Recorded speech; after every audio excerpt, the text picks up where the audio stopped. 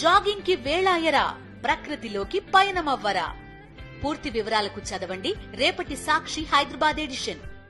విశాఖ ఉక్కు కర్మాగారం ప్రైవేటీకరణను వెంటనే నిలుపుదల చేసి సెయిల్లో విలీనం చేయాలని డిమాండ్ చేస్తూ స్టీల్ ప్లాంట్ టౌన్షిప్ లో కార్మికుల కుటుంబాలు కొవ్వొత్తుల ప్రదర్శనను నిర్వహించారు. తమకు అన్నం పెడుతున్న స్టీల్ ప్లాంట్ ను ప్రైవేటీకరణ చేస్తే చూస్తూ ఊరుకునేది లేదని కేంద్ర రాష్ట్ర ప్రభుత్వాలకు హెచ్చరించారు. త్వరలో విశాఖ వస్తున్న ప్రధాని నరేంద్ర మోదీ విశాఖ స్టీల్ ప్లాంట్ ప్రైవేటీకరణను ఆపేస్తున్నామని, సెయిల్లో విలీనం చేస్తున్నామని హామీ ఇవ్వాలని వారు డిమాండ్ చేశారు.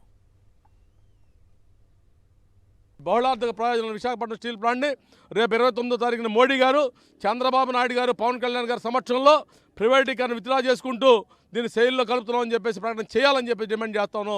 లేకపోతే ఆంధ్ర రాష్ట్ర ప్రజలు ఉద్యమించి తెచ్చుకుని కర్మాగారాన్ని, ప్రజాపాలనలో వచ్చిన కర్మాగారాన్ని ప్రజాపాలనతో కాపాడుకోవడం కోసం మహిళా లోకం కూడా నడుం బిగించింది, ఇది గుర్తుపెట్టుకోవాలని చెప్పి హెచ్చరిక చేస్తా ఉన్నాం. వాళ్ళకు ఉన్నటువంటి అన్ని సౌకర్యాలన్నీ కత్తిరించేసి ఆఖరికి జీతాలు కూడా లేకుండా చేసేస్తున్నారు. ఇంత దారుణమైనటువంటి పరిస్థితి కొనసాగిస్తూ ఉంటే కార్మికులు చూస్తూ ఉంటారేంటి? ఎంతకాలం చూస్తూ ఉంటారు? భరించలేనటువంటి పరిస్థితికి ఇప్పుడు వచ్చేసింది. తిరుగుబాటు అనేటువంటిది అనివార్యంగా వస్తుంది. ఇది భరించలేనటువంటి స్థితికి మీరు తీసుకెళ్తున్నారు, అది మంచిది కాదనేటువంటిది నేను రాష్ట్ర ముఖ్యమంత్రి గారికి తెలియజేస్తున్నాను.